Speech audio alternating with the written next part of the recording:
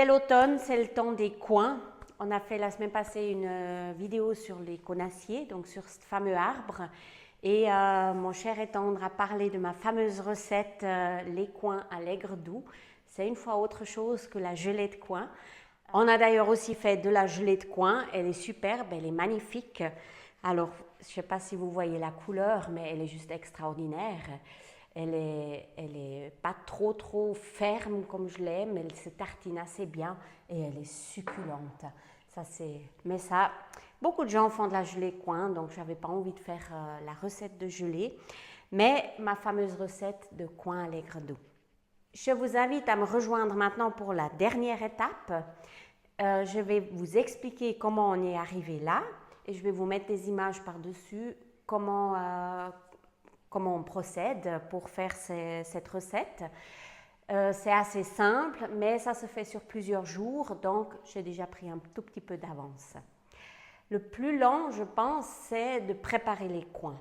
Vous récoltez vos belles coings mûrs qui sentent super bons, qui parfument toute la maison quand on rentre un panier de coings là-dedans.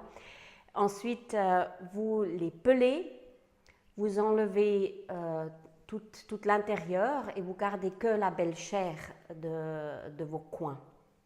Vous les coupez en petits morceaux et vous les gardez dans une bassine avec de l'eau, avec du jus de citron. Donc vous pressez le jus d'un citron, vous mettez dans votre eau et les coings coupés, vous les mettez dans cette eau en attendant de les utiliser. Comme cette étape elle est un peu longue, ça évite en fait que les coings ils deviennent noirs et puis pas appétissantes quand on les prépare.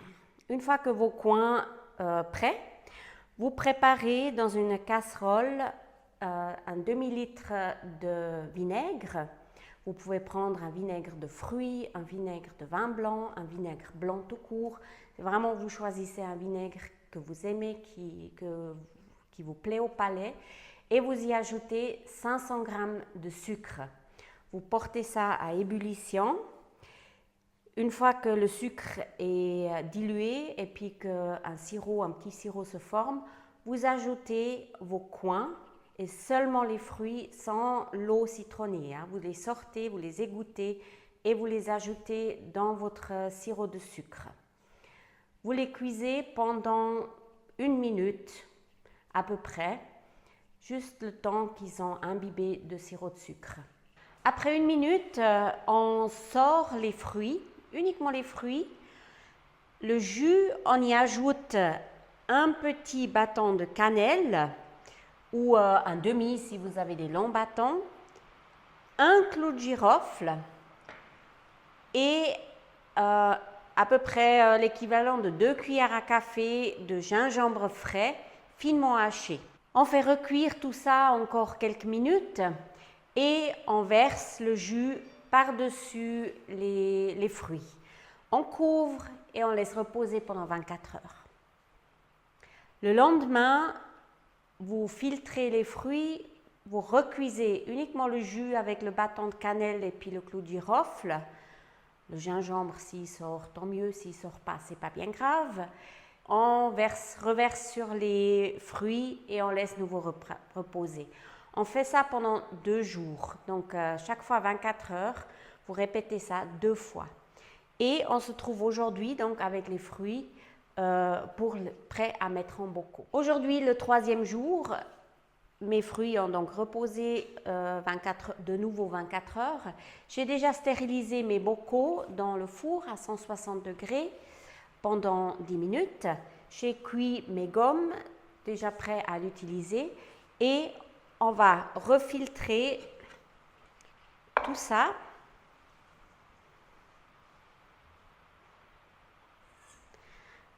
Je sors le clou de girofle et le bâton cannelle. Je verse en fait le tout dans ma casserole. On va enclencher, recuire ça, juste faire cuire. Donc ça suffit de le faire cuire juste 1 minute. Ça ne doit pas, si on cuit les fruits chaque fois, trop, après on n'aura plus que la compote. Donc la première fois, c'est les fruits 1 minute. Les 2 fois, on cuit que le jus qu'on verse chaud par-dessus les fruits. Donc les fruits ne sont pas cuits. Et la 3e fois, on va juste chauffer le tout, faire cuire un coup les fruits, encore une fois, qu'ils soient juste mous.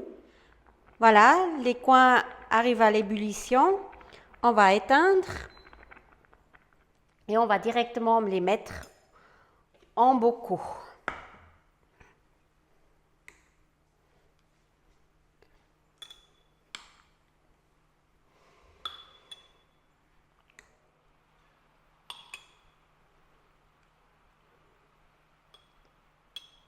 On verse le jus par-dessus les fruits.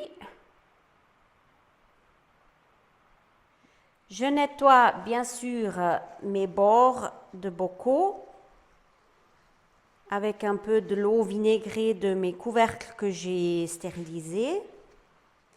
Et si j'ai pas tout à fait assez de liquide pour couvrir tous les fruits, c'est pas bien grave, puisqu'on va encore une fois les stériliser, les pasteuriser, disons comme ça, dans un bain-marie pour une meilleure conservation. Une fois que tous ces bocaux fermés, je vais les pasteuriser encore une fois dans un bain-marie, dans ma casserole Vec spéciale pour ça. Je vais les pasteuriser à 90 degrés, donc 90 degrés, pendant 30 minutes. Comme ça, on a vraiment une conservation optimale par rapport à cette conserve. Il n'y a plus de risque de moisissure ou que la conserve, elle tourne. Vous pouvez la garder pendant 1 année sans problème dans votre cellier. Voilà, la recette terminée. Ça prend un peu de temps. Comme toujours, les recettes quand même que tu dois faire sur plusieurs jours. Mais oui, ça c'est sûr. C'est quelques minutes tous les jours qu'il faut faire. C'est ça. La meilleure partie de la vidéo, j'arrive. Moi, je ne suis pas un amoureux des coins. Je ne mange pas la gelée de coin. Mais ça, c'est vraiment différent. Ça n'a rien à voir. Pour avoir goûté, ça c'est succulent. Comme ça, pour le souper, on va sacrifier un pot. Il n'aura pas eu le temps d'être stérilisé. Non, celui-là, il va rester au frigo. Il va être mangé tout de suite. Ça, c'est sûr. Et ça, avec un plat de fromage. Le clou de girofle, ça amène juste ça. Le gingembre, c'est juste mariage de goût. C'est vraiment un délice. Extraordinaire. Ouais. Mais je crois qu'il ne va pas faire long ce pot. Hein? Faut quand même faire une certaine quantité. Parce que sinon, le girofle et le gingembre auraient trop de goût prononcé sur le... Oui, bien sûr. Faut pas faire 2 petits coins, quoi. Non, je vous mettrai de nouveau dans le descriptif de la vidéo tous les quantités, etc. Comme ça, vous avez une idée par rapport à... Ouais, la quantité qu'il faut. Ouais, c'est ça. Moi, je pèse jamais rien, mais j'ai la recette bien précise pour ceux qui ont besoin de plus de précision. Je vous la noterai dans le descriptif de la vidéo. Mais ça... Ouais, et puis dans quelques semaines, ça aura encore bien pris tous ces arômes, ça va se développer, c'est succulent. Ça va être une bonne raclette, hein. Ouais, ça peut se manger comme ça pour le dessert presque. Non, ça c'est sûr. Enfin, c'est succulent. Vraiment, à essayer, c'est vraiment très bon. L'acidité, il y a le sucré, c'est vraiment un équilibre extraordinaire entre les épices et le coin qui donne cet arôme. C'est fantastique. Je crois qu'on va encore aller ramasser des coins la semaine prochaine. C'est les olives la semaine prochaine. Ouais, la semaine prochaine, c'est olives. Voilà, je vous recommande cette recette. Vraiment, c'est succulent. Ouais. Et puis, à tout bientôt. Au revoir. On vous souhaite une bonne semaine. À tout bientôt. Au revoir. Au revoir.